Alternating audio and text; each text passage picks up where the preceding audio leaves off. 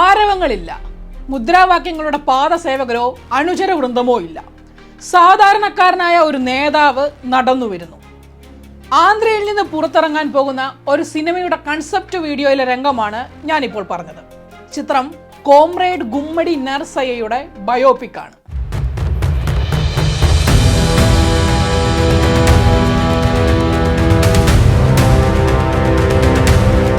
ഇടതുപക്ഷ പ്രത്യയശാസ്ത്രത്തിന്റെ പ്രതീകമായ അരിവാളും ചുറ്റികയും ആലേഖനം ചെയ്ത ചുവന്ന പതാക സൈക്കിളിൽ തൂക്കിയിട്ട് കണ്ണട ധരിച്ച് ലളിതമായ വെള്ളക്കുർത്തയും പൈജാമയും ചുമലിൽ ചുവന്നൊരു സ്കാർഫും അണിഞ്ഞ് ഒരു സൈക്കിളിനൊപ്പം നടന്നു പോകുന്ന നടൻ ശിവരാജ് കുമാറാണ് ചിത്രത്തിന്റെ ഫസ്റ്റ് ലുക്ക് പോസ്റ്ററിൽ ഉള്ളത്.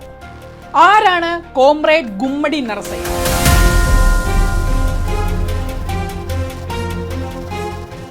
ആന്ധ്ര രാഷ്ട്രീയത്തിലെ കരുത്തുറ്റ ശബ്ദവും ജനകീയ നേതാവും.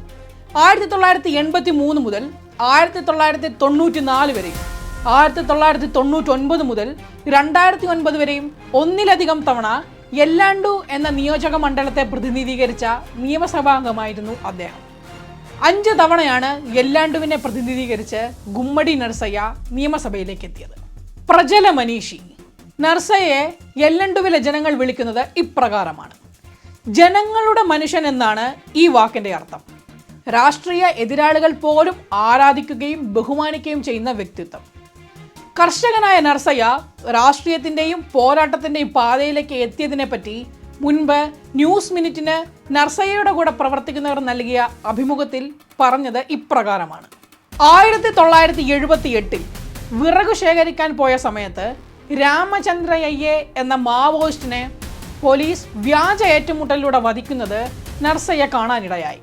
അതിനുശേഷമാണ് അദ്ദേഹത്തിന്റെ രാഷ്ട്രീയ ജീവിതം ആരംഭിച്ചത്.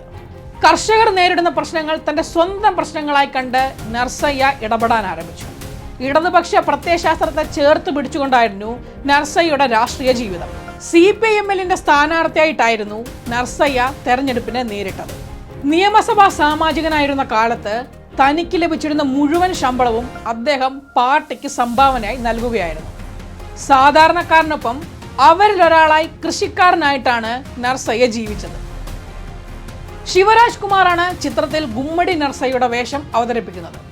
നടൻ എന്ന നിലയിൽ ശ്രദ്ധേയനായ പരമേശ്വർ ഹിവ്രാലെ സംവിധാനം ചെയ്യുന്ന ആദ്യ ചിത്രം എന്ന പ്രത്യേകതയും ഗുമ്മടി നർസയ്യയ്ക്കുണ്ട്. തെലുങ്ക്, കന്നഡ, തമിഴ്, മലയാളം, ഹിന്ദി എന്നീ 5 ഭാഷകളിൽ പാൻ ഇന്ത്യൻ റിലീസായിട്ടാണ് ചിത്രം പ്രേക്ഷകർക്ക് മുൻപിലേക്ക് എത്തുന്നത്.